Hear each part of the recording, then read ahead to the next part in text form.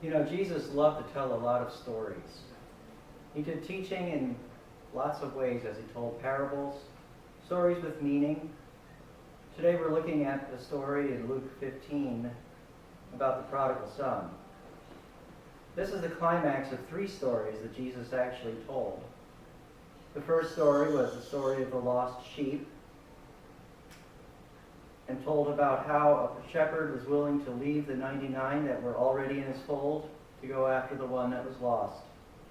And I do believe it was in that passage that we hear that there is more joy in heaven for one sinner who returns than for the other 99. Jesus then told a story about a woman who lost a coin. And she swept out her house until she found that coin, and then she went and told her neighbors so that they could all rejoice together.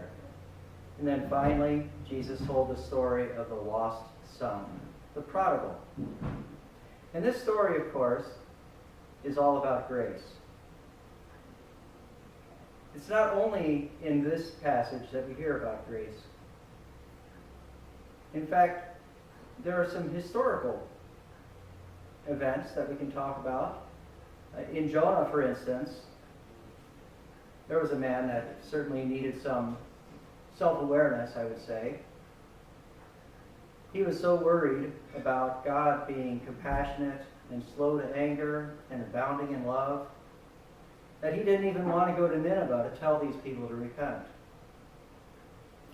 And you wonder how it is that he could be so worried about such a thing when he had experienced God's grace. Here was a man who rebelled against God, was thrown out of a boat into the churning water, swallowed by a great fish, and then lived to tell about it. Pretty remarkable when you think about that. But let's go back to the prodigal son. This plays out almost like a play. It has a cast of characters. It has a father. It has a younger son. It has an older son. And then it has some worldly people as well as some servants. The father, of course, is God himself. The older son, I think, is a reminder of the people who thought they had a relationship with God because of their standing with him. The younger son, of course, is the one who rebelled and then returned. And the worldly people are those who have no relationship with God at all. I think the servants might be kind of like the angels. They do God's bidding, and they are rewarded for doing their work, but they are expected to do it because they have never sinned. So the benefits of being a part of the household, well, you have an identity, you have protection, and you have fulfillment. You see, the laws of God are there for our protection. You think about the law of gravity, for instance. It protects us. It keeps us on the ground so that we don't fly off into space somewhere. And the law of aerodynamics also protects us as we are inside the airplane and flying from one place to the next. However, if you leave the protection of the airplane, the law of gravity takes effect. And that's not a good thing for us. It's a very dangerous and bad place for us to be. And I think that's what our younger son is about to find out as he trespassed against the law of God quite deliberately. We call that rebellion. If we read the passage, it says, "Then he said," Jesus, "a certain man had 2 sons, and the younger of them said to his father, 'Father, give me the portion of goods that fall to me.' And so he divided them and gave him his livelihood." So here is a young man, and if you think about it, he's basically saying to his father, "I wish you were dead." Because it's only in death that the inheritance is split up like that. And the father so graciously allowed his son to take that position. He divided his goods, and he gave it to him, and he moved on. In Isaiah 53:6, we're told that all of us are like that. The prophet says, "All we like sheep have gone astray. We have turned every one to his own way. Yep, that's where we are. And if we look at James 4:4, he uses pretty strong language to talk about us as well, because we do rebel against God and we turn our backs on him. James says we are adulterers and adulteresses. He asks, "Do you not know that friendship with the world is enmity with God? Whoever therefore wants to be a friend of the world makes himself an enemy of God." We don't want to be God's enemies. However, we are. When we sin, our relationship with God is broken. And that brokenness leads to decadence. We continue reading. "And not many days after, the younger son gathered all his stuff together, and he journeyed to a far country, and there he wasted his possessions with prodigal living." Now, Jesus doesn't go into great detail about what that prodigal living was like, but we can use our imagination, can't we?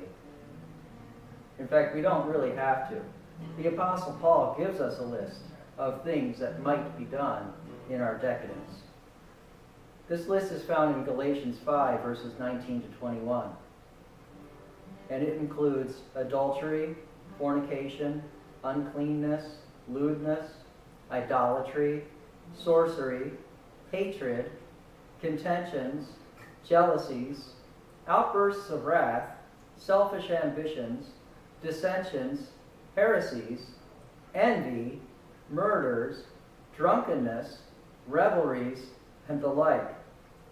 And the like. I get the impression Paul got tired of listing everything, and he could have kept going on. I kind of got tired reading it. But all of these things describe what life is like apart from Christ. So our rebellion leads to decadence, and our decadence leads to bankruptcy. We continue. "But when he had spent all, there arose a severe famine in that land, and he began to be in want. Then he went and joined himself to a citizen of that country, and he sent him into his fields to feed swine.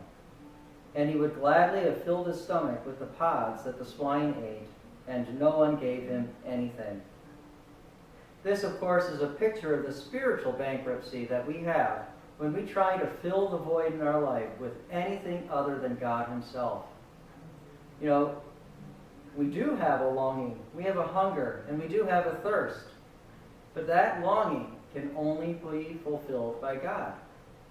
Everything else that we try to fill ourselves with is not only empty. In the end, it's dangerous and very bad for us. It's detrimental. You think about our vices of gambling, of drinking, of smoking, or whatever it is that your vice happens to be. In the end, it catches up with us, physically, emotionally, and spiritually. And it caught up with him. He would like to have even eaten the food that he was giving to the pigs. Fortunately, the story didn't end there. There came a point where the younger brother became humble. And this humility is seen in his words. "But when he came to himself, he said, 'How many of my father's hired servants have bread enough and to spare? And I am perishing with hunger. I will arise and go to my father and will say to him, Father, I have sinned against heaven and before you, and I am no longer worthy to be called your son. Make me like one of your hired servants.' So he finally came to the place where he was ready to repent. Now, he hadn't done anything yet. All he had done at this point was realize that things could be better. And he starts to think about how he is going to approach his father. And you and I do that as well. If we have something important that we have to say, we rehearse it in our minds. And that's exactly what he did. He rehearsed how he was going to approach his father, what he was going to say, right down to the very words.